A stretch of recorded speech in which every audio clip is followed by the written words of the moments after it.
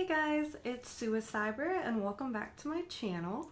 Today I want to talk about some popular themes that I see often in the goth community, and those are common misconceptions that people have about what it means to be goth. So today my video is goth, fact versus fiction.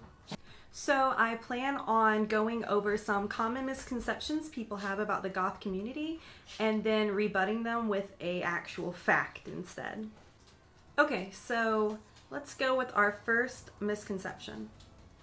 One of the most common misconceptions I see about goth people is that they're all sad and depressed. And I just find it really funny because goths come in all types, and some can be sad and depressed and have things going on in their life, but others don't necessarily have that. So there are plenty of goths that I know that are happy and don't have depression or aren't particularly sad people. In fact, I would say most goths are pretty happy individuals because we're expressing ourselves in a way that we like. Misconception number 2, goths are super freaky. And I don't mean in a scary sense.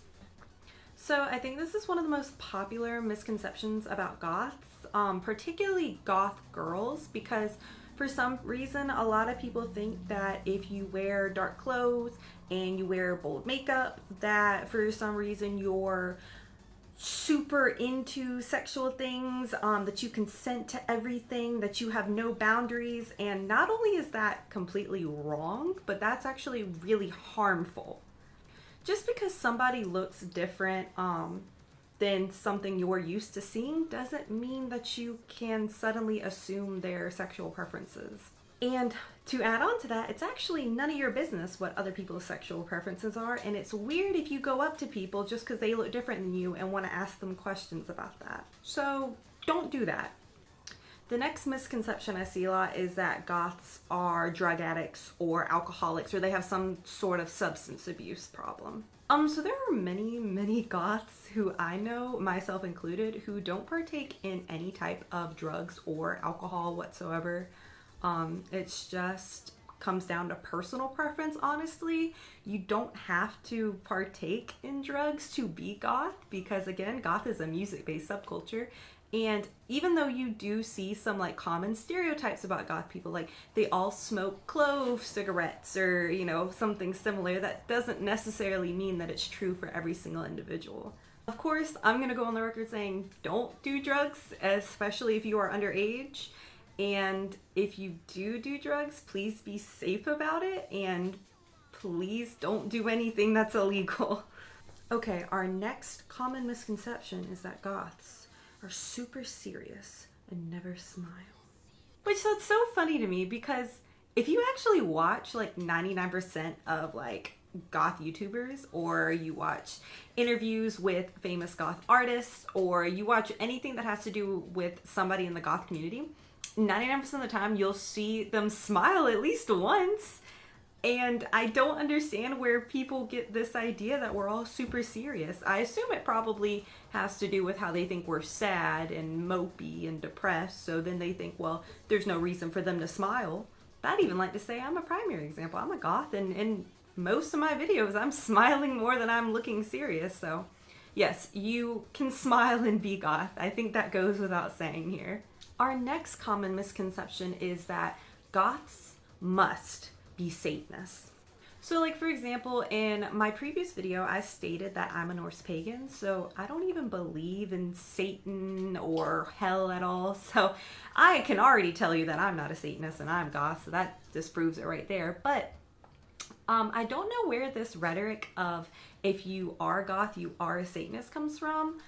I assume it comes from a lot of goths like to use religious symbols in like their personalization of their outfits and in their jewelry and stuff like that.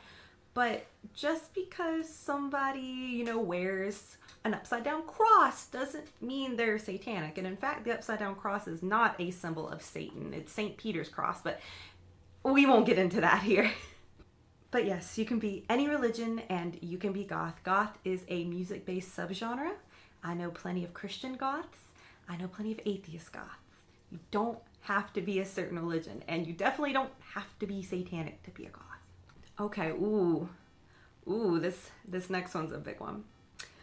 Goths can only listen to goth music. Now, goth is a music-based subgenre. However, ask any regular non-goth person what they listen to, and they're not going to tell you, well, I only listen to pop music, or I only listen to rap, or I only listen to country. They're going to tell you, well, I like this, that, and the third.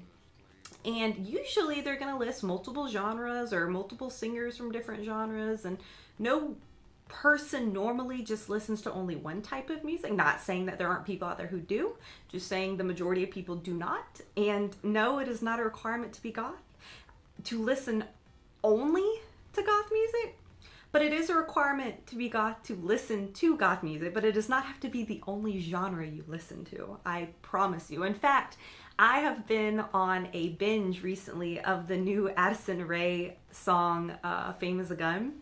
I've been listening to it on repeat like crazy, and that is definitely not a goth song, but it is super catchy, and so every time I'm driving to and from work, I'm blaring it in my car. So for our last goth misconception, I want to bring up a really serious one that thankfully I have not really seen except maybe once or twice, and I hope to never see it again. But that is that you have to be pale to be goth. All right. Anyone who says this is just a racist trying to disguise their prejudice by making up some arbitrary rule that they plucked out of thin air. You do not have to be pale to be goth. You do not have to be white to be goth. You can be any race and be goth. It is not a requirement. And my thing is, almost everyone in the goth community has been picked on at some point or made to feel like an outsider at some point. So if you already know what the experience is to be singled out and made fun of, why would you want to spread that within your own community? Goth isn't a race, a religion, or a gender. Anybody can be goth. Oh, I'm getting myself all worked up about that. That really grinds my gears. Especially being from the South, I feel like people think they can try to say things around me just because I have a certain accent and I'm going to agree with them. And it brings me so much joy to tell them to fuck off, because just because I was born and raised down here does not mean I agree with the hate you're spewing. But yeah, no, you do not have to be white to be goth. And don't let anybody tell you that, because they are wrong. So there you go. There was some common goth misconceptions there. I think those are pretty well known. And honestly, I think they're kind of silly at this point that people even still think these things. But you know, there's always people who are meeting a goth person for the first time or hearing about what it means to be goth for the first time. So I thought I would put this video out there to kind of help clear the air for those people who are new to the scene and let them know the facts. Honestly, if you guys like videos like this, I think I would like to do more like fact versus fiction things about being goth. And I think it would be really fun to kind of like maybe make this like a little web series, but who knows? But anyway, if you guys enjoyed, please don't forget to give the video a thumbs up. Leave any questions, comments, concerns down below in the comments.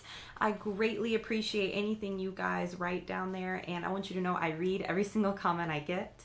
Anyways, I hope you guys have a great day, night, whenever you're watching this, because it's on the internet, so it's forever.